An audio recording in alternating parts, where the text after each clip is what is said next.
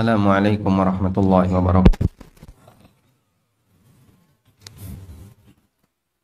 Alhamdulillahi rabbil alamin. Wassalatu wassalamu al-atammani al-akmalani ala al-mab'uthi rahmatan lil alamin. Wa ashhadu an la ilaha illallah wahdahu la syarika lah. Wa ashhadu anna Muhammadan abduhu wa rasuluh. Sallallahu alaihi wa ala alihi wa sahbihi wa man tabi'ahum bi ihsanin ila yaumiddin. Alhamdulillah, puji syukur kita haturkan kehadirat Allah Subhanahu wa taala. Di kesempatan waktu subuh ini, dengan rahmat dan kemudahan dari Allah, kita bisa melaksanakan salat subuh secara berjamaah. Kemudian dilanjutkan dengan sama-sama belajar di Masjid Al-Hujjah, Pangkal Pinang. Semoga Allah Subhanahu wa taala menjadikan forum yang kita selenggarakan sebagai forum yang diberkahi. Dalam pengumuman yang disampaikan oleh panitia, kita akan membahas tentang zikir pemancing rizki. Seperti apa bacaan yang bisa menyebabkan rizki seorang hamba itu semakin banyak, atau minimal bisa menutupi utangnya, sehingga dia berharap dengan mendapatkan bacaan itu bisa dia rutinkan. Sebelumnya saya mau tanya, apa keyakinan Anda tentang rizki? Apakah rizki itu sudah ditetapkan atau belum? Sudah. Apa dalilnya? Apa dalilnya? Kita yakin tapi kita harus punya dalil. Allah Ta'ala berfirman, "Wa ma min dabbatin fil ardi illa 'ala Allahi rizquha." Tidak ada satupun makhluk yang bergerak di muka bumi kecuali Allah telah jamin rizkinya. Jangankan makhluk yang berakal, makhluk yang tidak berakal, mereka juga dijamin rizkinya. Binatang yang ada di sekitar kita, semuanya rizkinya telah dijamin oleh Allah. Demikian pula Nabi SAW pernah menyampaikan sebuah prinsip, dan itu beliau nyatakan dalam bentuk bisikan dari Jibril. Nabi SAW pernah bersabda, "Inna ruhal kudus qad nafatha fi raw'i." Sesungguhnya Ruh Kudus telah membisikkan dalam batinku. Siapa Ruh Kudus? Siapa Ruh Kudus? Jibril alaihissalam. Innahu lan tamuta nafsun hatta tastakmila rizqaha. Sesungguhnya tidak ada satupun jiwa yang mati kecuali dia telah menghabiskan seluruh jatah rizkinya. Wa in abta'a anha, meskipun bisa jadi rizki itu datangnya agak telat, Allah kasih dikit-dikit sesuai dengan apa yang dia kehendaki. Lalu Nabi SAW memberikan pesan, khudhu ma hulla wada'u ma hurrim. Ambillah yang dihalalkan dan tinggalkan yang diharamkan. Sehingga dalam hadis ini beliau SAW mengajarkan prinsip bahwa rizki itu sama dengan ajal. Begitu orang hidup, pasti dia akan dapat rizki sepanjang dia hidup. Ketika dia mati, rizkinya selesai, rizkinya habis. Karena rizki bagian dari takdir Allah, rizki itu berbanding lurus dengan ajal. Siapapun yang hidup pasti akan dapat rizki dari Allah Subhanahu wa ta'ala. Prinsip semacam ini yang selalu kita tekankan kepada kaum muslimin ahlu sunnah. Sehingga siapapun dalam urusan rizki, kita perlu sadar rizki telah ditetapkan oleh Allah Subhanahu wa ta'ala. Hingga suatu ketika para sahabat datang kepada Nabi SAW, sebagaimana disebutkan dalam hadis dari Anas bin Malik yang diriwayatkan oleh Abu Dawud.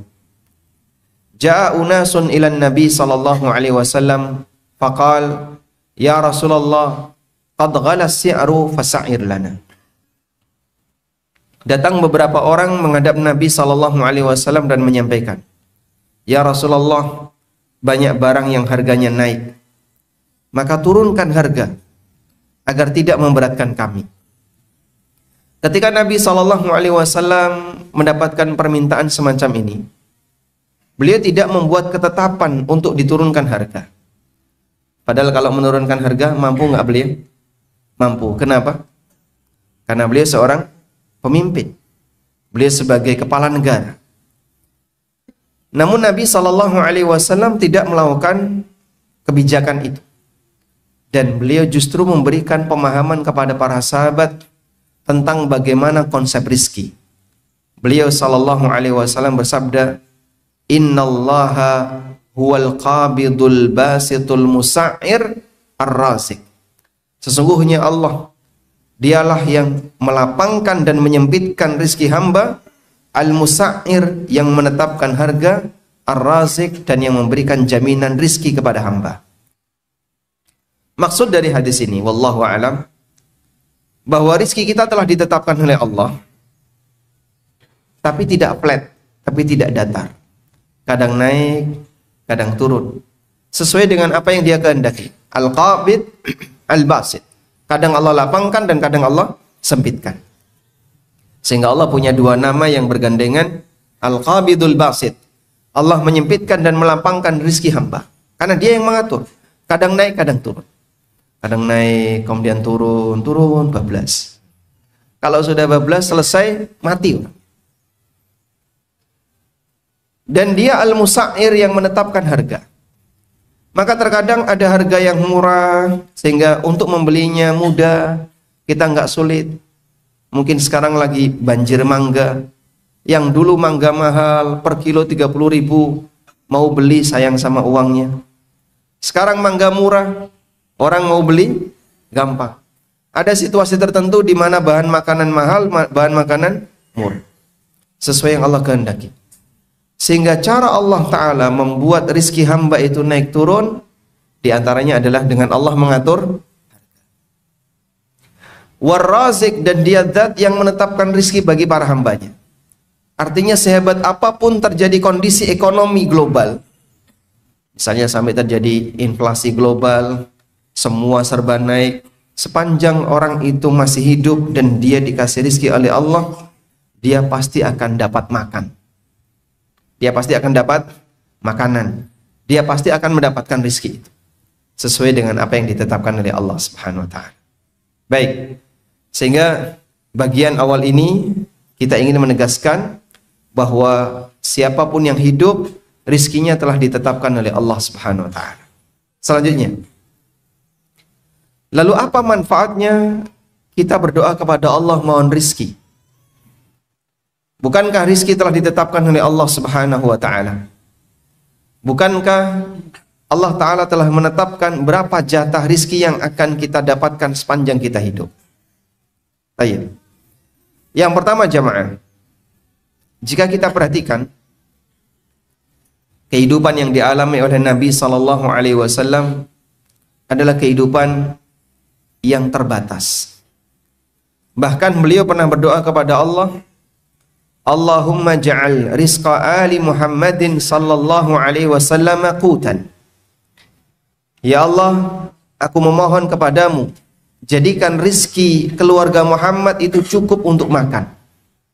Jadikan rizki keluarga Muhammad cukup untuk makan. Sehingga kita bisa saksikan kehidupan Rasulullah Sallallahu Alaihi Wasallam. Beliau kaya atau miskin, Pak? Ada situasi beliau punya banyak harta, dan banyak situasi di mana beliau hidup dalam kondisi pas-pasan. Beliau sholat subuh, selesai sholat beliau tidak langsung turun dari masjid, beliau berzikir sampai ketika waktu duha pulang. Ketika beliau pulang sampai di rumah Aisyah radhiyallahu anha, beliau bertanya, hal indakum min syai'? Kalian punya apa yang bisa dijadikan sebagai sarapan? Apa jawab Aisyah? Ma indana syai'un ya Rasulullah. Saya nggak punya apapun ya Rasulullah untuk dipakai sarapan. Idzan asumannal yaum. Kalau begitu aku tak puasa. Pernah nggak Bapak menjumpai kayak gitu, Pak? Bapak pulang tanya sama istrinya, ada sarapan nggak? Gasnya habis, Bang. Nggak ada sarapan. Nggak ada sarapan bukan karena nggak punya bahan makanan, tapi karena nggak masak. Karena gasnya habis. Masih bisa beli. Tapi ketika nggak punya apapun, nggak ada bahan makanan, tidak ada yang bisa dimasak, tidak ada sesuatu yang bisa dikunyah, itu keluarga Nabi Sallallahu Alaihi Wasallam bersama istri tercinta beliau Aisyah radhiyallahu anha. Sehingga Anda bisa bayangin Mungkin di zaman sekarang tidak ada orang yang ketika pagi hari pulang dari masjid kemudian tanya sama istrinya, ada sarapan nggak? Kita nggak punya apa-apa, duit nggak punya, bahan nggak punya, nggak ada yang bisa dimasak, dan nggak ada makanan sisa. Zaman sekarang mungkin nggak ada. Dan itu dialami oleh Nabi kita Sallallahu Alaihi Wasallam. Namun Nabi Sallallahu Alaihi Wasallam ketika ditawari, kalau kau mau ini gunung bisa dijadikan emas, apakah beliau berdoa kepada Allah seperti itu? Tidak. Sehingga Nabi Sallallahu Alaihi Wasallam tidak minta kepada Allah kekayaan yang melimpah, memiliki emas segede gunung, atau punya kekayaan yang luar biasa. Dan beliau tidak merasa iri dengan raja yang lebih kaya dibandingkan beliau. Rasulullah Sallallahu Alaihi Wasallam pernah mengilak istrinya. Ilak itu apa? Ilak. Apa yang dimaksud dengan ilak? Ada yang tahu ilak?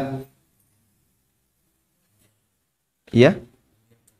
Mendiamkan. Mendiamkan itu boikot, hajar. Ada yang tahu ilak? Apa ilak? Lilladzina yu'luna min azwajihim tarabbusu arba'ati ashhur. Bagi para lelaki yang mengilak istrinya, maka dia punya kewajiban maksimal tidak mendekati istrinya selama 4 bulan. Apa yang dimaksud dengan ilak? Gak ada yang tahu. Baik. Ilak adalah bersumpah untuk tidak menyentuh istri. Bersumpah untuk tidak menyentuh istri. Itu batas maksimalnya berapa? 4 bulan. Rasulullah Sallallahu Alaihi Wasallam pernah jatuh dari kuda atau jatuh dari kendaraan beliau. Lalu beliau mengalami sakit, kemudian beliau mengilak seluruh istrinya selama 1 bulan. Kemudian beliau tinggal di sebuah gubuk milik orang Ansar. Di dalam gubuk ini Nabi SAW sendirian. Tidak ada satupun istrinya yang menemani karena beliau sedang mengilak mereka. Sehingga para sahabat sering keluar masuk untuk menjenguk Rasulullah SAW. Umar bin Khattab radhiyallahu anhu masuk. Kala itu Nabi SAW sedang tidur siang. Kemudian Umar masuk ke dalam, di gubuk itu di bagian dalam nggak ada apapun kecuali hanya sebuah mangkok yang terisi air, nggak ada makanan apapun. Kemudian Umar menangis. Nabi SAW terbangun dan dari situlah riwayat yang kita dapatkan, ngecap bekas dari tikar yang digunakan untuk tidur. Lalu Umar mengatakan, ya Rasulullah, di sana ada raja Persia, di sana ada raja Romawi yang mereka bergelimang dengan harta. Tapi seperti ini kondisi Anda. Apa jawab Nabi SAW? Apakah beliau iri kepada raja-raja itu, jemaah? Tidak. Sehingga beliau tidak mengatakan, tenang wahai Umar, sebentar lagi kita akan kuasai kerajaannya. Beliau tidak menyampaikan seperti itu. Tapi yang beliau sampaikan, ama tarda in kana lahumud dunya walanal akhirah. Tidakkah kamu merasa bahagia wahai Umar, kalau mereka hanya punya dunia sementara kita punya akhirat? Sehingga Nabi SAW ketika mendengarkan pernyataan dari Umar bin Khattab radhiyallahu anhu mengenai bagaimana kondisi raja-raja kafir yang mereka bergelimang dengan harta, mereka punya kekayaan yang melimpah, dan beliau sendiri adalah seorang pemimpin negara, tapi beliau tidak merasa iri dengan mereka. Justru beliau tanamkan sebuah pemahaman yang sangat baik kepada Umar. Kamu nggak perlu iri dengan orang-orang itu. Tidakkah kita merasa bahagia ketika mereka hanya punya dunia sementara kita punya? Jadi ini contoh bahwasanya dalam kehidupan yang pas-pasan sekalipun, Rasulullah Sallallahu Alaihi Wasallam tidak minta kepada Allah agar diberi kekayaan yang melimpah. Demikian pula yang dialami oleh para sahabat. Sebagaimana yang diceritakan oleh sahabat Abu Hurairah radhiyallahu anhu atau Abu Dzar Al-Ghifari, sahabat Abu Dzar Al-Ghifari radhiyallahu anhu dalam hadis yang diriwayatkan oleh Muslim. Abu Dzar menceritakan, jaa nasun min ashabin Nabi sallallahu alaihi wasallam faqal. Ada beberapa orang yang datang kepada Nabi sallallahu alaihi wasallam dan mereka ini adalah sahabat-sahabat yang hidupnya pas-pasan. Faqalu, lalu mereka mengatakan kepada Nabi sallallahu alaihi wasallam, ya Rasulullah, dhahaba ahlud duthur bil ujur. Ya Rasulullah, orang kaya borong pahala. Yusalluna kama nusalli wa yasumuna kama nasum wa yatasaddaquna bifuduli amwalihim. Mereka bisa salat sebagaimana kita salat. Mereka puasa sebagaimana kita puasa. Tapi mereka bersedekah dengan kelebihan harta yang mereka punya, namun kita nggak bisa. Coba lihat para sahabat yang miskin di kalangan muhajirin, apakah mereka iri dengan sahabat yang kaya jemaah? Iri atau tidak, Pak? Ya? Iri dari sisi apa? Bisa beramal dengan harta. Mereka merasa iri ketika sahabat kaya itu bisa beramal dengan harta. Sehingga titik irinya bukan dari sisi banyaknya hartanya, tapi dari sisi kesempatan untuk beramal. Yang kaya bisa beramal, ya Rasulullah. Mereka bisa sedekah, mereka bisa membebaskan budak dengan harta yang mereka punya. Sementara kita nggak bisa. Lalu Rasulullah SAW memberikan beberapa amalan yang bisa bernilai sedekah. Apa saja jamaah? Tasbih bisa bernilai sedekah, tahmid bisa bernilai sedekah. Beliau bersabda, "Awalaysa qad ja'alallahu lakum ma tasaddaqun?" Bukankah Allah telah menjadikan untuk kalian sesuatu yang bisa kalian gunakan untuk sedekah? Kemudian Nabi SAW memberikan rincian, bikulli tasbihatin sadaqah, wa kulli takbiratin sadaqah, wa kulli tahmidatin sadaqah. Setiap tasbih, tahmid, takbir bisa bernilai sedekah, tahlil bisa bernilai sedekah, amar ma'ruf sedekah, nahi mungkar sedekah. Ada banyak peluang sedekah.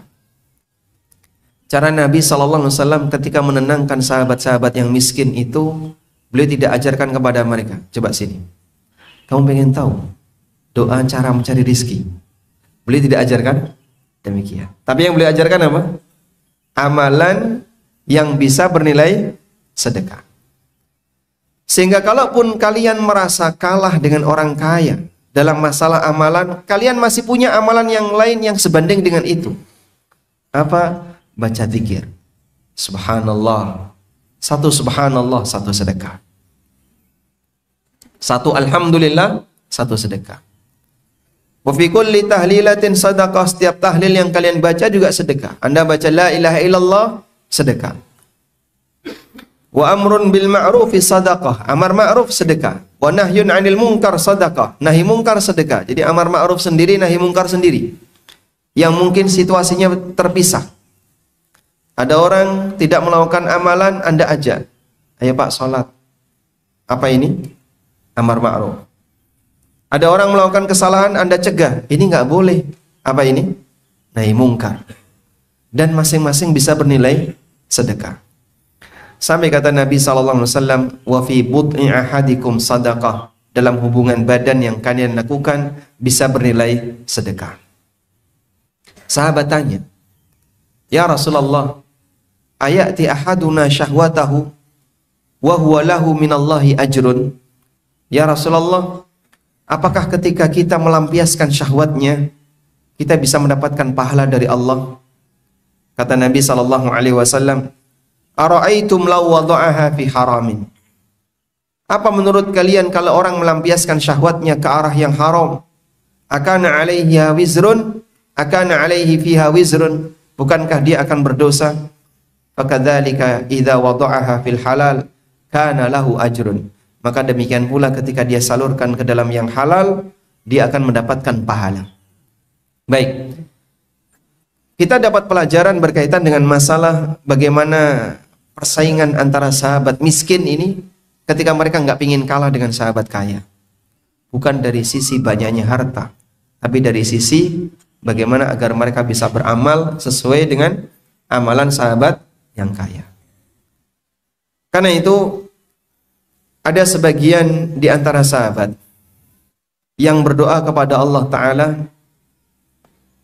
dalam bentuk tidak mau jadi sahabat yang miskin. Gak mau jadi sahabat miskin. Beliau adalah Ubadah, beliau adalah sahabat Sa'ad bin Ubadah radhiyallahu anhu. Sa'ad bin Ubadah radhiyallahu anhu, beliau Sayyidul Khazraj, salah satu di antara sahabat pemuka suku Khazraj. Di Madinah ada dua suku besar. Yang pertama namanya apa? Suku Aus. Yang kedua suku Khazraj. Sa'ad bin Ubadah terkenal sebagai orang yang sangat dermawan. Demikian pula orang tuanya, nenek moyangnya, mereka adalah orang-orang yang dermawan. Orang tuanya, mbahnya, rata-rata adalah orang yang dermawan.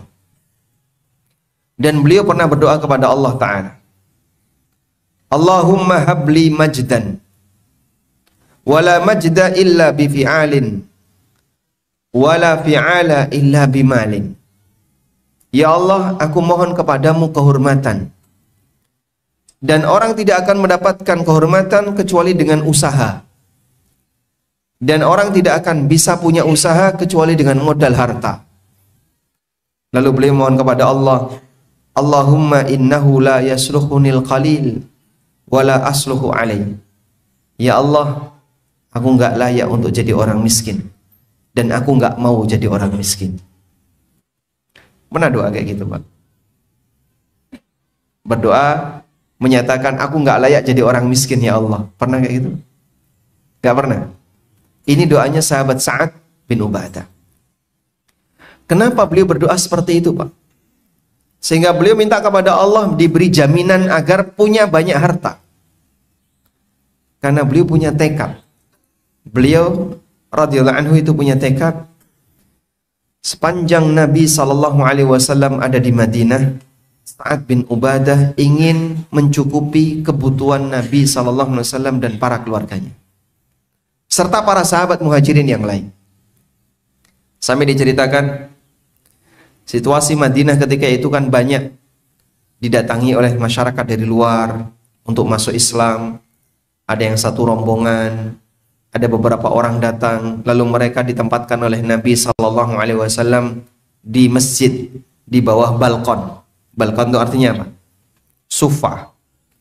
Makanya mereka disebut ashabu sufa atau ahlu sufa, orang yang istirahat di bawah balkon masjid. Mereka kalau malam makannya di mana? Nggak ada, Pak, seperti zaman kita di pinggir jalan ada warung. Di Madinah nggak ada seperti itu. Lalu dari mana mereka bisa mendapatkan makanan? Dibawa oleh penduduk asli Madinah. Ayo datang ke rumah. Sehingga masyarakat Madinah kalau malam pekerjaannya adalah bawa orang-orang yang mereka berada di sufa.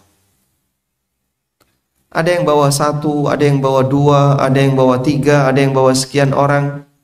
Berapa yang bisa dibawa oleh Sa'ad bin Ubadah? Beliau membawa 80. Rata-rata yang beliau bawa puluhan. Sampai dalam sebagian riwayat beliau pernah membawa 80 orang. Ayo 80 orang ke rumah. Dikasih makan semuanya. Udah? Setelah itu mereka bisa beristirahat. Demikian kebiasaan para sahabat ridwanullahi alaihim ajma'in. Karena itu di depan Masjid Nabawi, sebagaimana keterangan yang disampaikan oleh Ibnu Rajab dan yang lainnya, ada wadah makanan. Bapak tahu tampa? Tampa tahu? Ya, wadah makanan yang terbuat dari bambu, Pak. Mungkin di sana wallahu alam bahannya apa, kalau di tempat kita seperti bambu. Dia ditaruh dan digantung di depan Masjid Nabawi. Siapapun boleh naruh makanan di situ, siapapun boleh mengambil makanan dari situ. Dan ada sebagian di antara orang yang tidak mengharapkan kebaikan, dia naruh makanan kurma yang sudah ada binatangnya. Orang Jawa nyebut bubuk, tahu bubuk? Jadi dia binatang yang ketika makan kurma itu nanti menghasilkan bubuk, sehingga ini kurma sudah tidak lagi utuh, ditaruh di situ. Yang mungkin dia nggak doyan. Atas peristiwa ini Allah Subhanahu wa taala menurunkan firman-Nya, "Wala tayammamul khabitha minhu tunfiquna walastum biakhidhihi illa an tughmidu fi." Janganlah kalian secara sengaja memilih yang buruk-buruk yang kalian nggak doyan untuk diinfakkan. Tayyib. Sehingga dulu para sahabat, cara mereka dalam berbagi dengan orang lain adalah dengan naruh makanan di dekat masjid, lalu siapapun boleh ngambil, siapapun boleh naruh di situ. Maka kalau ada yang tanya, Pak, model etalase di zaman sekarang, Pak, ditaruh di depan masjid, siapapun boleh naruh makanan, siapapun boleh ngambil makanan, itu hukumnya gimana? Sunnah. Insya Allah itu sesuai sunnah. Cuman masalahnya lebih banyak yang ngambil daripada yang naruh. Baik. Dari sini kita bisa lihat bahwa sahabat itu berdoa kepada Allah mohon rizki, tujuannya apa? Dalam rangka agar bisa beramal dengan harta yang dia punya. Komitmen itulah yang ada pada hati mereka. Sehingga saat mereka berdoa kepada Allah minta rizki, itu diiringi dengan komitmen. Kalau saya dikasih rizki, saya ingin agar nanti bisa memenuhi kebutuhan si A, memenuhi kebutuhan si B, memenuhi para santri yang membutuhkan dan seterusnya. Itulah komitmen mereka. Demikianlah yang dilakukan oleh para sahabat radhiyallahu taala anhum ajma'in. Baik. Selanjutnya jamaah. Nabi SAW, catatan berikutnya. Nabi SAW juga mengajarkan beberapa doa agar seseorang minta rizki kepada Allah. Dan jika kita perhatikan doa beliau mohon rizki kepada Allah, tujuannya adalah agar orang itu tidak menjadi makin durhaka disebabkan karena ujian kefakiran. Tidak menjadi orang yang durhaka disebabkan karena ujian kefakiran. Ada enggak Pak orang yang kemudian dia keluar dari syariat karena ujian kefakiran? Banyak. Sehingga dia enggak kuat, saya enggak sanggup Pak kalau seperti ini terus. Akhirnya dia kerja dengan cara yang haram. Atau bahkan sampai dia murtad disebabkan karena dia lebih milih dapat dukungan harta dari non-muslim sehingga dia tinggalkan agamanya. Realitas semacam ini banyak. Karena itu salah satu di antara doa Nabi SAW, Allahumma inni a'udzubika minal kufri wal faqri. Ya Allah, aku mohon perlindungan kepadamu dari kekufuran dan kefakiran. Kenapa beliau gandengkan ini? Karena tujuan kita minta kepada Allah rizki adalah agar kita tidak menjadi fakir yang menyebabkan kita nggak sanggup untuk menahan situasi itu, sampai kemudian kita durhaka kepada Allah. Di mana banyak orang yang maksiat karena dia nggak kuat ketika diberi oleh Allah Ta'ala ujian fakir. Minimal yang dia lakukan adalah mengambil sesuatu yang haram. Minimal yang dia lakukan, bahkan waliyadzubillah, sebagian orang sampai menjual dirinya dengan melakukan praktek zina agar dia bisa mendapatkan bayaran. Yang lebih parah lagi adalah sampai kemudian dia keluar dari agama, yabi'u dinahu bi'aradin minad dunya, dia jual agamanya dalam rangka untuk mendapatkan sebagian kenikmatan dunia. Sehingga maksud doa memohon kepada Allah perlindungan dari kefakiran adalah agar tidak mengalami situasi seperti ini. Jangan sampai kefakiran itu mengantarkan dirinya kepada kemaksiatan yang lebih besar. Baik. Hal yang sama juga yang diajarkan oleh Nabi SAW, di mana maksud berdoa kepada Allah agar beliau tidak mengalami kondisi miskin, kondisi kefakiran adalah agar tidak ditindas oleh orang lain, dihina oleh orang lain, diremehkan oleh orang lain. Karena kondisi ini menyedihkan bagi setiap muslim yang seharusnya dia bisa menjaga wibawanya. Saya ulang, Rasulullah SAW berdoa kepada Allah memohon agar dijauhkan dari sifat fakir dengan harapan agar tidak dihina oleh orang lain. Anda bisa hafalkan doa ini dari sahabat Abu Hurairah radhiyallahu anhu. Beliau bercerita, anna Rasulullah sallallahu alaihi wasallam kana yaqul, Rasulullah sallallahu alaihi wasallam pernah berdoa kepada Allah, Allahumma inni a'udzubika minal faqri wa a'udzubika minal qillati wadh-dhillah wa a'udzubika an adlima wa udlam. Allahumma inni a'udzubika minal faqri wa a'udzubika minal qillati wadh-dhillah wa a'udzubika an adlima au udlam. Ada berapa yang diminta? Ada 5 yang diminta dalam 3 kata a'udzubillah. Allahumma inni a'udzubika, ya Allah aku berlindung kepadamu. Yang pertama dari kefakiran. Wa a'udzubika, boleh ulangi lagi, wa a'udzubika minal qillati wadh-dhillah. Dan aku berlindung kepadamu ya Allah dari kondisi miskin dan terhina. Wa a'udzubika an adlima au udlam. Dan aku berlindung kepadamu ya Allah dari mendolimi orang lain atau didolimi orang lain. Nabi SAW meminta 5 hal: fakir, miskin, terhina, mendolimi, didolimi. Dan beliau nyatakan dengan kata a'udzubillah, a'udzubika sebanyak 3 kali. Baik. Berarti maksud beliau dengan berdoa memohon kepada Allah Subhanahu wa taala pelindungan dari miskin, tujuannya apa? Agar tidak dihinakan oleh orang lain. Sehingga kalau misalnya ada orang yang dia hidupnya nyaman, walaupun pas-pasan, dan dia terhormat di masyarakat karena tidak punya masalah dengan masyarakat, walhamdulillah, berarti tujuan dia tidak terhina sudah tercapai. Maka orang ini dengan rezeki berapapun yang dia miliki tidak akan mempengaruhi kehormatan dirinya. Ada sebagian orang yang ketika dalam kondisi miskin kemudian dia menjadi orang yang terhina.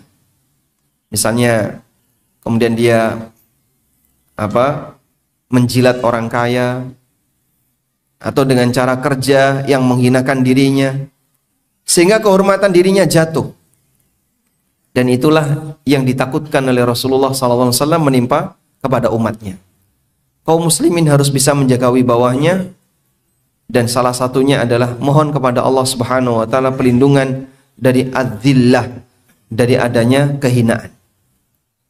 Baik. Ini salah satu di antara contoh di mana Rasulullah SAW berdoa kepada Allah memohon pelindungan dari miskin, dan tujuannya adalah agar kaum muslimin tidak dihina oleh orang lain. Demikian pula dalam doa yang lain, Nabi SAW memohon pelindungan kepada Allah agar tidak terlilit utang. Karena kalau sudah terlilit utang, biasanya kalau ngomong sukanya bohong. Rasulullah SAW di penghujung salat menjelang salam, beliau sering berdoa kepada Allah, Allahumma inni a'udzubika minal ma'tham wal maghram. Ya Allah, aku berlindung kepadamu dari al-ma'tham, dari perbuatan dosa, dan al-maghram, dari kondisi terlilit utang, jatuh pailit. Sampai sahabat bertanya, ya Rasulullah, ara'aitaka sami'tu an taqul Allahumma inni a'udzubika minal ma'thami wal maghram. Aku lihat Anda ini sering sekali membaca Allahumma inni a'udzubika minal ma'thami wal maghram. Kenapa demikian? Kemudian Nabi SAW memberikan alasan, inna rajula idza gharima hadatha fakadzdzaba. Karena orang itu ketika terlilit utang, biasanya kalau dia ngomong sukanya bohong. Sehingga yang ditakutkan di mana, Pak? Bohongnya. Dan sebab kenapa orang itu bohong, karena dia didesak dengan utang. Sehingga setiap kali dia berjanji besok, besok, tapi besok tanpa ujung, besok sebelum kiamat. Nah, besok tanpa ujung. Dalam posisi inilah orang terkadang ketika dia diberi keadaan oleh Allah jatuh miskin, sampai mengantarkan dirinya untuk berbuat maksiat, mengantarkan dirinya untuk berbohong ketika berbicara dan seterusnya. Disebabkan karena dia tidak memiliki harta yang mencukupi sampai dia terlilit dengan utangnya. Demikian pula dalam hadis yang lain, Nabi SAW pernah berdoa kepada Allah Subhanahu wa taala, Allahumma inni a'udzubika minad daini wa ghalabatir rijal. Ya Allah, aku mohon perlindungan kepadamu dari terlilit utang dan ditindas oleh orang lain. Karena salah satu di antara sebab orang tertindas adalah ketika dia punya utang. Ada kesempatan orang untuk terus nagih, menekan, menindas dan seterusnya. Maka Rasulullah SAW berdoa kepada Allah agar tidak mengalami situasi seperti itu, menjadi orang yang ditindas oleh orang lain disebabkan karena terlilit utang. Baik, dari semua riwayat ini kita mau menyimpulkan, sebenarnya apa sih Pak tujuan kita diajarkan berdoa mohon rizki? Apa tujuan syariat? Apa tujuan Nabi SAW yang mengajarkan kepada kita berdoa mohon rizki? Bukankah rizki kita sudah ditetapkan? Menjawab pertanyaan di depan tadi ya. Kalau rizki sudah ditetapkan, lalu kenapa kita berdoa untuk minta rizki kepada Allah Subhanahu wa ta'ala? Jawabannya adalah beberapa hadis yang tadi kita sebutkan. Kita diajarkan untuk berdoa minta rizki, diajarkan untuk minta kekayaan, minta harta. Bukan kekayaannya yang kita harapkan, tapi pengaruh dari situ. Yang pertama adalah kita diajarkan untuk berdoa minta harta kepada Allah agar kita bisa memberi manfaat bagi yang lain. Sebagaimana yang dilakukan oleh sahabat siapa? Sa'ad bin Ubadah. Sehingga beliau minta kepada Allah Ta'ala agar diberi kekayaan yang melimpah. Tujuannya adalah agar beliau bisa memberikan layanan bagi Nabi SAW, keluarga beliau dan para sahabat muhajirin. Dan komitmen itu beliau laksanakan. Sebelumnya ada satu doa yang pernah dibaca oleh seorang Nabi, di mana beliau memohon kepada Allah Subhanahu wa ta'ala kerajaan yang sangat luas yang tidak boleh dimiliki oleh siapapun setelah beliau. Nabi siapa ini? Sulaiman alaihissalam. Beliau pernah berdoa kepada Allah Subhanahu wa ta'ala, Rabbighfirli wa habli mulkan la yanbaghi li ahadin min ba'di. Ya Allah, ampunilah aku dan anugerahkanlah kepadaku kerajaan yang tidak layak untuk dimiliki oleh siapapun setelahku. Allah kabulkan enggak? Allah kabulkan. Allah Ta'ala mengatakan di lanjutan ayat, Fasakharna lahur rih. Kemudian kami tundukkan kepada Sulaiman ar-rih, angin. Tajri bi amrihi rukha'an haitsu asab. Di mana angin ini bisa terbang sesuai dengan perintah Sulaiman. Rukha'an dengan terbang yang nyaman, haitsu asab ke arah yang beliau inginkan. Mau ke kanan, mau ke kiri sesuai dengan perintah Sulaiman. Wasyayatina kulla banna'in wa ghawwas wa akharina muqarranina fil asfad. Dan Allah tundukkan setan-setan. Yang dimaksud adalah jin. Ada yang ahli dalam membuat bangunan, wa ghawwas, dan ada yang ahli dalam menyelam. Wa akharina muqarranin, sementara setan yang enggak mau nurut, mereka terbelenggu. Sehingga Allah Subhanahu wa ta'ala kabulkan doanya Sulaiman dengan Allah berikan pasukan yang meliputi manusia, jin, bahkan binatang. Dan beliau berdoa kepada Allah, la yanbaghi li ahadin min ba'di, tidak boleh untuk diberikan kepada siapapun setelah aku meninggal. Tapi subhanallah, apa yang Allah nyatakan tentang Sulaiman? Famnun hadza ata'una famnun au amsik bighairi hisab. Ini adalah pemberian dari kami, silahkan kau berikan kepada orang lain atau kau nikmati bighairi hisab, semuanya tanpa hisab. Jaminan dari Allah Subhanahu wa ta'ala untuk siapa? Sulaiman alaihissalatu wassalam. Baik, karena beliau minta kerajaan bukan dalam rangka untuk kepentingan dirinya, tapi untuk apa, Pak? Untuk dakwah. Sehingga beliau dijadikan oleh Allah Ta'ala seorang nabi dan raja, penguasa, dalam rangka untuk menyebarkan dakwah tauhid ke seluruh penjuru dunia. Demikianlah yang terjadi pada Sulaiman alaihissalam. Maka yang pertama, silahkan Anda memperbanyak, minta rezeki kepada Allah, minta harta silahkan, tapi jujur dalam komitmen. Kenapa Bapak minta harta? Karena saya ingin jadi orang yang bisa memberikan manfaat dengan harta yang saya punya. Alhamdulillah, lanjutkan. Atau yang kedua, dia minta kepada Allah harta, dia minta kepada Allah rizki yang banyak, dengan maksud agar dia tidak menjadi orang yang terhina. Sehingga misalnya dia memandang, saya kerjanya seperti ini mas, misalnya jadi orang yang pekerjaannya kurang bagus menurut status sosial masyarakat, nggak ada pilihan yang lain. Kadang dibentak orang, kadang dimarahi orang, kadang dikit-dikit isinya cuman Masya Allah. Jadi saya kadang nggak betah kerja di sini. Tapi gimana lagi? Bisa saya hanya ini. Misalnya dia jadi pembantu di tempat orang. Untuk pekerjaan yang lain dia nggak sanggup, sering dimarahi sama orang, sehingga dia merasa terhina. Maka dia minta kepada Allah, ya Allah berikanlah aku kekayaan, agar aku tidak terhina, agar aku tidak ditekan sama orang, dan seterusnya. Maka orang yang berdoa kepada Allah minta rizki dan mohon kepada Allah Subhanahu wa Ta'ala minta kelancaran harta dengan tujuan semacam ini tujuan yang mulia. Lanjutkan.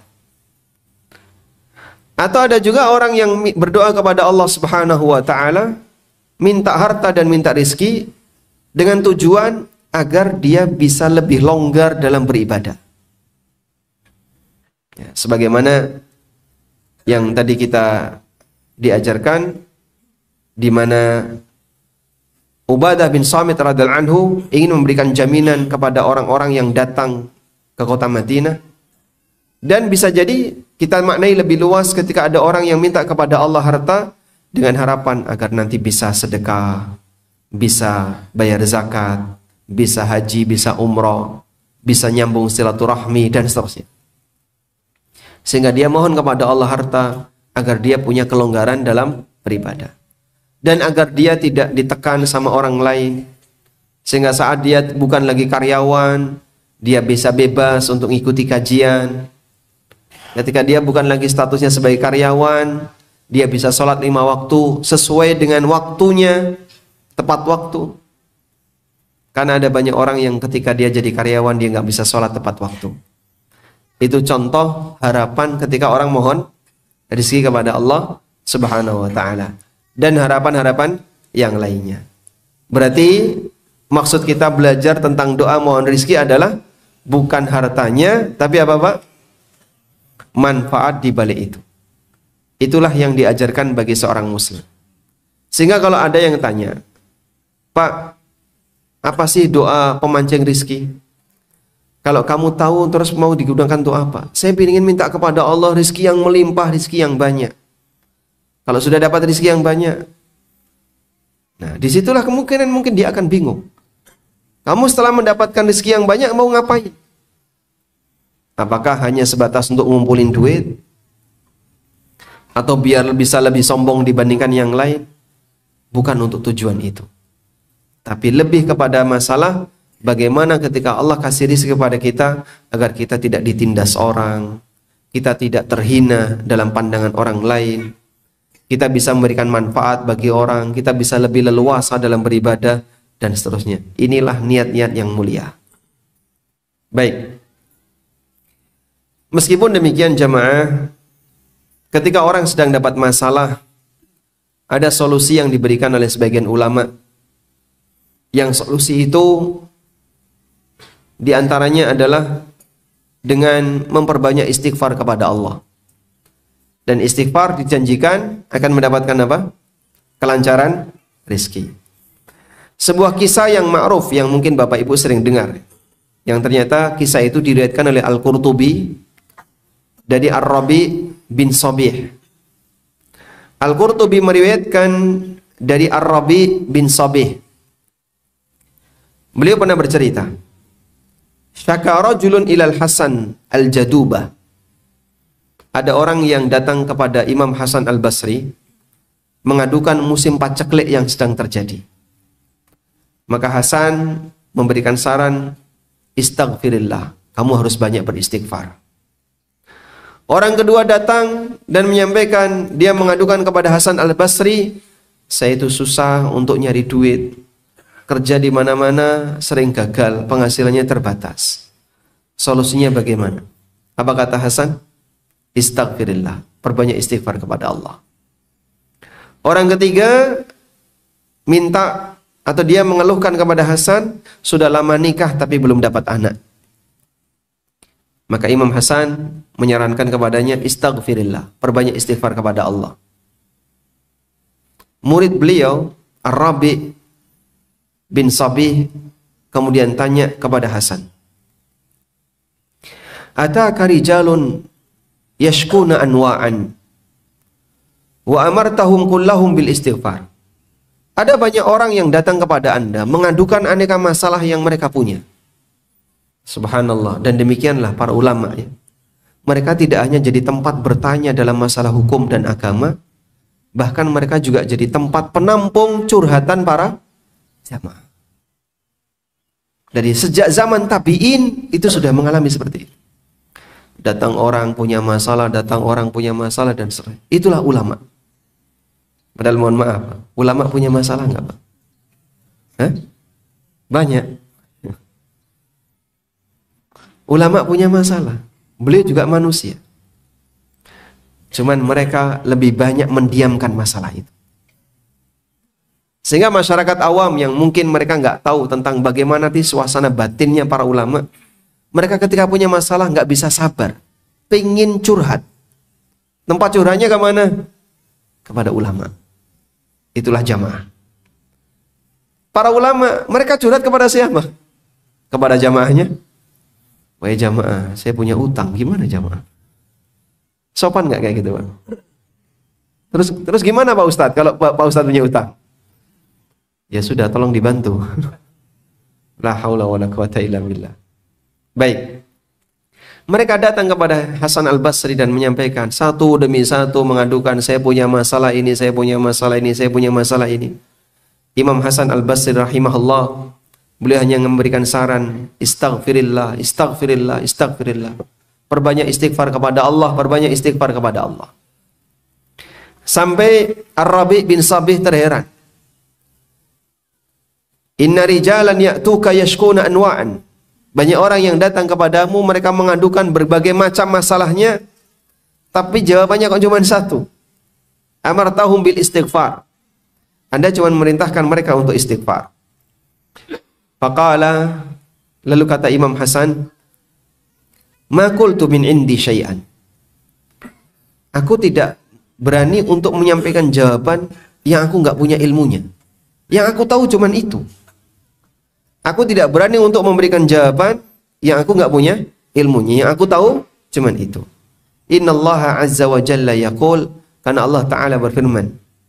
Beliau kemudian mengutip firman Allah di surat Nuh ayat 10 sampai ayat 12. Faqultu astaghfiru rabbakum innahu kana ghaffara yursilis samaa'a 'alaikum midrara wa yumdidkum bi amwalin wa banina wa yaj'al lakum jannatin wa yaj'al lakum anhara. Nuh pernah memerintahkan kepada umatnya.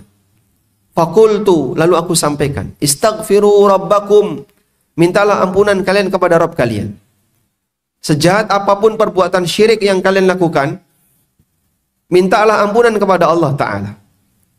Lalu Nuh memberikan janji, siapa yang rajin mohon ampunan kepada Allah, yursilis samaa'a 'alaikum midrara, Allah akan kirim hujan yang deras kepada kalian, sehingga kalian tidak akan kekurangan air. Kalian tidak akan mengalami situasi paceklik sehingga membuat orang sampai kehabisan air. Wa yumdidkum bi amwalin wa banin. Allah akan melampangkan kepada kalian dengan Allah berikan harta dan anak keturunan. Orang kalau sudah punya dua ini Pak, Masya Allah, hidupnya sangat bahagia. Dia punya harta dan dia punya anak keturunan yang akan melanjutkan untuk mewarisi hartanya. Karena setiap orang itu butuh. Kalau saya tua nanti siapa yang merawat? Maka saat dia punya anak, dia sudah punya bayangan nanti yang akan merawat adalah anaknya. Baik. Wa yumdidkum bi amwalin wa banin wa yaj'al lakum jannatin wa yaj'al lakum anhara. Dan Allah akan memberikan kepada kalian kebun-kebun yang penuh dengan buah, dan Allah akan berikan sungai-sungai yang bisa mengalir. Itu janji Allah dalam Al-Quran. Baik, Anda percaya nggak dengan janji ini, Pak? Percaya dengan janji ini? Oh, nggak jawab. Wajib percaya. Janji Allah dalam Al-Quran. Walaupun yang menyampaikan Nabi Nuh, Pak, ya itu kan berlaku sampai kiamat. Bahwa siapapun yang rajin istighfar, Allah Subhanahu wa Ta'ala akan berikan janji seperti ini bagi para hambanya. Baik, sehingga kalau ditanya apa sih doa memperlancar rizki, nggak sulit untuk dipelajari. Anda cukup rajin istighfar. Saya tidak ngasih Anda ijazah amal apapun, nggak. Ini ijazah dari saya ya. Tolong baca doa. Terus tak diktekan sebuah doa yang kalimatnya rumit dan sulit. Nggak ada kayak gitu. Anda baca ya Latif, ya Latif, ya Latif 1000 kali sekali nafas. Bisa? Hah? Nggak bisa. Butuh bantuan oksigen. Ya Latif sekali nafas 1000 kali. Mustahil. Kita nggak ngasih ijazah seperti ini. Dalilnya ada dalam Al-Quran, hadis Nabi SAW, mudah untuk dihafal. Kalau Anda mau mencari rizki, doa apa sih yang bisa memancing rizki? Anda cukup buka Al-Quran, dapat. Anda cukup buka Hisnul Muslim. Buku Hisnul Muslim punya? Banyak yang punya ya. Kumpulan doa dan zikir dari Al-Quran dan Sunnah. Banyak yang punya. Dapat, mudah untuk mendapatkannya. Tidak ada doa yang rumit untuk mohon rizki kepada Allah. Cuman masalahnya kembali kepada tadi. Apa tujuan Anda? Baik. Sehingga Hasan Al-Basri rahimahullah ta'ala memberikan panduan. Kalau Bapak ingin mendapatkan rizki yang lancar, perbanyaklah istighfar, banyak mohon kepada Allah Subhanahu wa ta'ala ampunan dan seterusnya. Qala ar-rajulu lil Hasan al-Basri. Kemudian ada orang yang berkata kepada Hasan al-Basri, "Amma yastahyi ahaduna min rabbih? Naf'alu dhanba thumma nastaghfirillah thumma naf'aluhu marratan ukhra thumma nastaghfiru wa hakadha." Lalu ada orang tanya kepada Hasan al-Basri, "Apa kita enggak malu, wahai Imam Hasan? Kita berbuat dosa, mohon ampun, dosa lagi, mohon ampun lagi, dosa lagi, mohon ampun lagi. Apa kita enggak malu? Kok terus kita seperti itu?" Faqala lahul Hasan. Kemudian Imam Hasan al-Basri mengatakan, "Wadda syaitanu law dhafara minkum hadha la tatrukul istighfar abadan." Justru setan itu berharap punya pikiran kayak kamu. Setan itu berharap dia bisa menguasai manusia sehingga dia punya pikiran seperti kamu. Merasa malu lalu tidak mau istighfar. Itulah orang yang putus asa dari rahmat Allah. Wala tayasu min rahmatillah. Janganlah kalian putus asa dari rahmat Allah. Ada nggak Pak orang kayak gini Pak? Banyak. Sehingga ada sebagian orang yang diajak, misalnya mohon maaf ya ibu-ibu yang nggak pakai jilbab, ayo ngaji. Saya itu orang kotor kayak gini kok diajak ngaji. Saya sudah kotor. Dia merasa apa? Saya sudah kotor. Udahlah, saya nggak usah ngaji.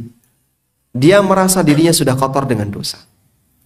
Pakai jilbab lah. Akhlak saya masih jelek kok. Masa pakai jilbab? Ada orang diajak untuk datang ke tempat-tempat untuk beribadah kepada Allah. Ayo sholat berjamaah. Saya merasa diri saya masih kotor. Saya nggak pantas untuk menghadap Allah dengan penuh kotoran. Apa itu? Syubhat setan untuk menghalangi dia mendekat kepada Allah.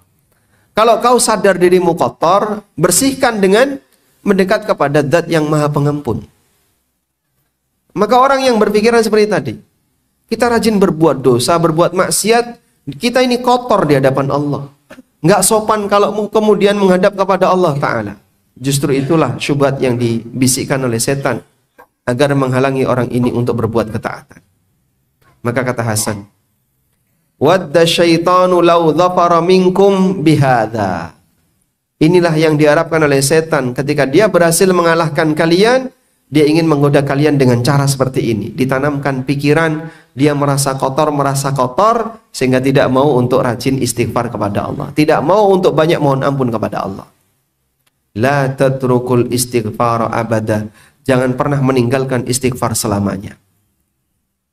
Sehingga jamaah, sekali lagi ya, dalam rangka untuk belajar tentang zikir, bagaimana mendapatkan rizki, nggak sulit bagi kita. Salah satunya apa? Rajin baca istighfar. Doa yang lain apa Pak? Doa yang mungkin sudah sering kita dengar. Dari sahabat, dari Ummul Mukminin Ummu Salamah radhiyallahu anha, diriwayatkan oleh Ibnu Majah dan statusnya sahih. Ummu Salamah mengatakan, kana yaqulu idza shalla subha hina yusallimu. Nabi SAW begitu salam pada waktu salat subuh, beliau langsung berdoa, Allahumma inni as'aluka ilman nafi'a wa rizqan thayyiba wa amalan taqabbala. Ya Allah, aku mohon kepadamu ilmu yang bermanfaat, rezeki yang halal, dan amal yang diterima. Hafal doa ini Pak? Hafal. Kemudian juga dalam doa salat, duduk di antara dua sujud, kita baca apa? Rabbighfirli warhamni wajburni warfa'ni wa'afini warzuqni. Kita minta kepada Allah, warzuqni, berikanlah aku rizki. Dan doa ini yang dibaca di antara dua sujud, ini urutannya tidak harus persis, sehingga boleh, karena ada banyak riwayat, ada banyak redaksi. Sehingga Anda misalnya nggak urut seperti tadi, boleh nggak Pak? Boleh. Tapi ada unsur-unsur minta tadi. Rabbighfirli warhamni wajburni warfa'ni wa'afini warzuqni. Minta kepada Allah rizki salah satunya. Baik. Ada sebagian di antara ulama yang mengatakan bahwa minta rizki ketika salat hukumnya dilarang. Minta dunia ketika salat hukumnya dilarang. Dan ini pendapat penulis kitab Ar-Raudul Murbi'. Namun wallahu alam, pendapat yang lebih kuat, diperbolehkan untuk minta dunia ketika salat. Dan salah satu di antara dalilnya adalah Nabi SAW minta kepada Allah rizki ketika duduk di antara dua sujud. Demikian pula Nabi SAW minta perlindungan minal ma'thami wal maghram, dari perbuatan dosa dan terlilit utang, yang beliau baca menjelang salam. Sehingga ini semuanya dalil boleh minta dunia kepada Allah Ta'ala ketika salat. Wallahu alam. Walhamdulillahi rabbil alamin. InsyaAllah bisa dipahami ya. Baik, mungkin demikian sebagai pengantar yang bisa kita sampaikan.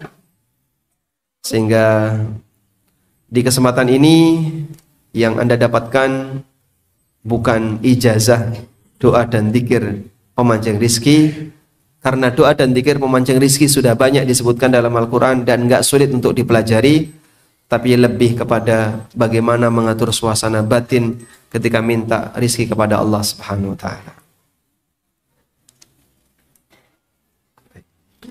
Ada beberapa pertanyaan, mungkin kalau yang tidak sempat terjawab bisa kita lanjut nanti di kajian duha.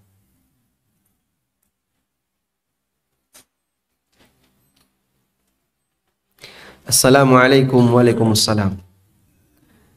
Saya akan berdagang. Nah, kalau transaksi biasanya pakai bank konvensional.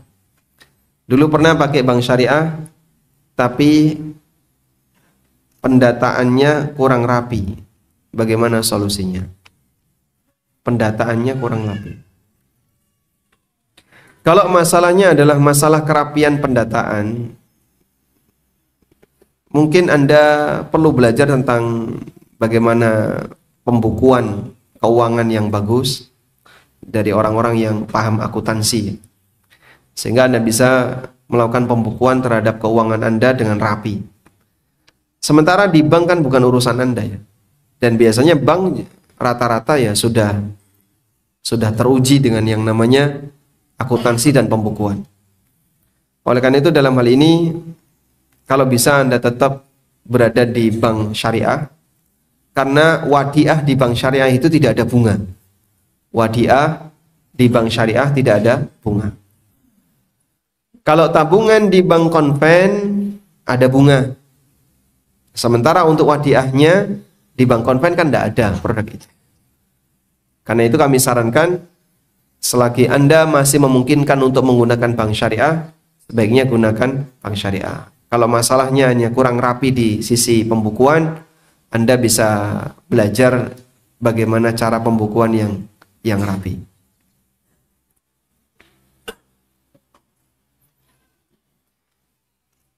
Apakah sistem penjualan dengan dropship mutlak diharamkan? Karena saya pernah dengar ada sistem dropship yang diperbolehkan. Nah, coba kita lihat praktek dropship dulu ya. Ada berapa pihak Pak kalau orang melakukan praktek dropshipping? Ya? Ada 3 ya. Pertama dropshipper, kedua supplier, ketiga konsumen. Konsumen, supplier, dropshipper.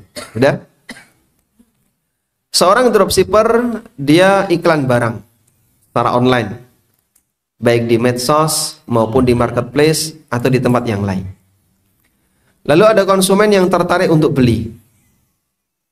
Kemudian setelah dia transfer tunai, lalu dropshipper ini mencarikan barang tersebut di tempat supplier yang bisa dia dapatkan. Kemudian barang dikirim dari mana? Dari supplier ke konsumen secara langsung atas nama dropshipper. Barang dikirim dari supplier ke konsumen secara langsung atas nama dropshipper. Gambaran ini insya Allah paham ya? Baik. Skema seperti ini yang terjadi adalah dropshipper itu menjual sebelum punya barang. Yang terjadi, dropshipper menjual sebelum punya barang. Dan secara umum menjual sesuatu sebelum dimiliki hukumnya dilarang. Berdasarkan sabda Nabi SAW kepada Hakim bin Hizam, la tabi' ma laysa indak. Jangan kau jual sesuatu yang tidak kau miliki. Bagaimana sih kasusnya Hakim sampai Nabi SAW menyampaikan seperti itu? Hakim bin Hizam itu seorang pedagang di Mekah. Dan beliau masih punya hubungan kekerabatan dengan Khadijah radhiyallahu anha. Hakim ini menceritakan kepada Nabi SAW, ya Rasulullah, datang seseorang kepada saya, yuridu minnil bai'ah, dan dia minta kepadaku barang tertentu, ma laysa indi, yang aku tidak memilikinya. Hakim bercerita, ada orang datang kepadaku mau membeli barang tertentu yang aku tidak memilikinya. Apa abta'ahu lahu minas suq? Boleh enggak saya belikan barang itu dari pasar terus saya kasihkan ke dia? Kemudian Nabi SAW mengatakan, la tabi' ma laysa indak. Jangan kau jual barang yang tidak kau punya. Kalau belum dimiliki jangan kau jual. Baik. Ada yang aneh nggak Pak dari kisah Hakim ini Pak? Orang ini datang ke Hakim mau beli barang tertentu. Lalu oleh Hakim bin Hizam, beliau rencananya mau dia belikan di pasar, kemudian dikasihkan ke orang ini. Berarti yang terjadi gimana? Pasarnya Hakim dengan pasarnya konsumennya itu sama. Kan sama-sama penduduk Mekah. Hakim tidak keluar kota. Beliau cuma mengatakan, boleh nggak saya belikan barang ini dari pasar, kemudian saya serahkan kepada orang tadi. Berarti pasarnya sama. Kenapa orang ini tidak beli langsung dari pasar? Nah, bagian ini yang menjadi banyak tanda tanya. Dan itu yang menjadi alasan kenapa dalam praktek Hakim ini dilarang oleh Nabi SAW. Lalu para ulama memberikan kesimpulan. Apa yang dilakukan oleh Hakim itu disebut dengan salam hal. Disebut dengan apa? Salam hal. Jual beli salam hal itu gimana Pak? Uangnya tunai, barangnya nyusul, tapi dalam waktu yang pendek. Saya ulang ya. Jual beli salam hal. Jadi salam itu ada 2 ya. Ada salam hal, ada salam muajjal. Untuk salam muajjal, ulama sepakat boleh. Salam muajjal itu transaksinya hari ini, barangnya diserahkan minimal bulan depan. Lebih dari itu boleh, bahkan setahun, 2 tahun boleh. Karena praktek salam seperti inilah yang ada di zaman Rasulullah SAW. Transaksi hari ini, barangnya kapan? Tahun depan. Itu salam muajjal. Sampai di sini paham? Transaksinya sekarang ya. Misalnya, Bapak datang ke si A, saya mau beli duren 10 kilo misalnya. Beli duren 10 kilo. Berapa harga? 10 juta. Lalu Anda bayar 10 juta. Tunai. Transaksinya kapan? Sekarang. Dibayar tuh tunai. Kapan durennya? Musim duren tahun depan. Sehingga durennya baru didatangkan tahun depan. Ulama sepakat yang seperti ini boleh. Ini yang disebut dengan salam apa? Muajjal. Salam yang tertunda. Baik. Nah, praktek hakim itu salam hal. Salam yang waktunya pendek. Kok bisa Pak waktunya pendek? Karena pasarnya hakim sama pasarnya konsumennya itu sama. Sehingga waktunya pendek. Dan itu dilarang oleh Nabi Sallallahu Alaihi Wasallam. Sudah? Selanjutnya, salam pendek tadi adalah ketika waktu penyerahannya kurang dari sebulan. Kurang dari sebulan. Sehingga bayarnya sekarang, tak bayar tunai ya sekarang. Baik, kapan barangnya datang? 5 hari lagi. Barangnya diserahkan 5 hari lagi. Ini masuk kategori salam hal. Salam hal. Itulah praktek dalam hadis hakim. Nah, selanjutnya ulama beda pendapat. Kenapa salam hal itu nggak boleh? Kenapa salam hal itu dilarang? Menurut jumhur ulama, salam hal dilarang karena dia salam hal. Karena dia tidak panjang waktunya. Ini pendapat siapa? Jumhur. Sehingga praktek akad salam yang waktunya pendek itu nggak boleh.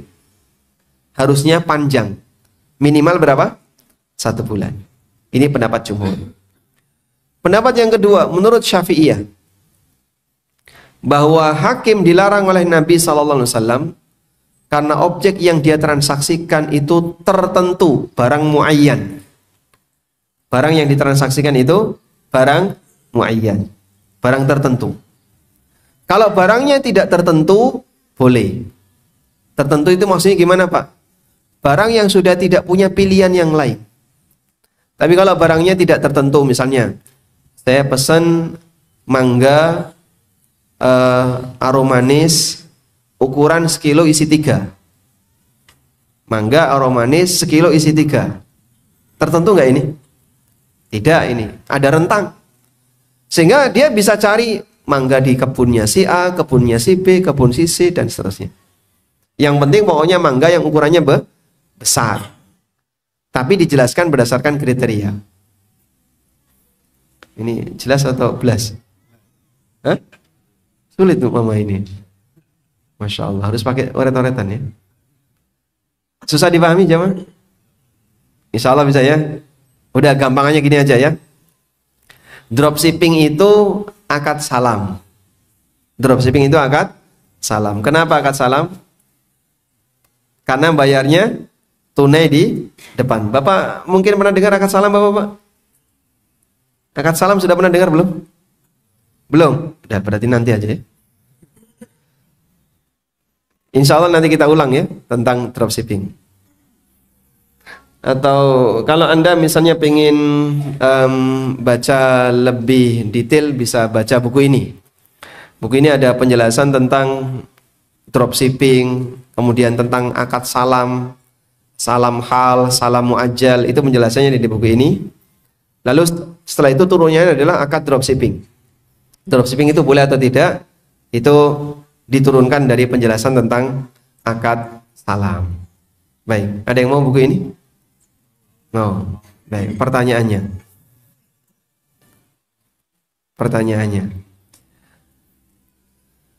Sebutkan penjelasan tentang salam muajjal. Nah, silakan. Salam muajjal adalah akad jual beli,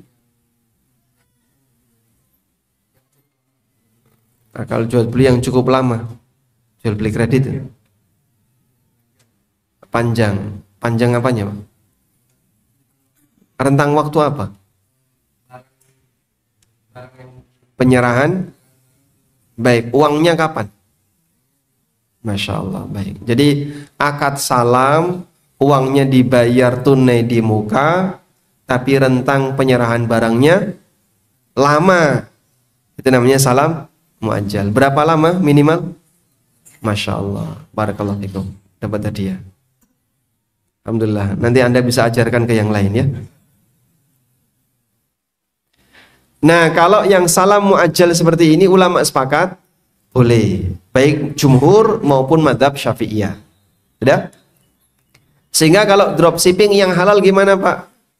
Dropshipping yang waktunya lama. Maka saat dia menawarkan barang dengan sistem dropshipping, ditulisi di situ disclaimer ya, disclaimer.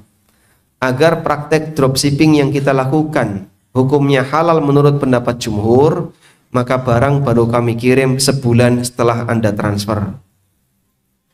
Yakin tutup itu toko. Mana ada yang mau?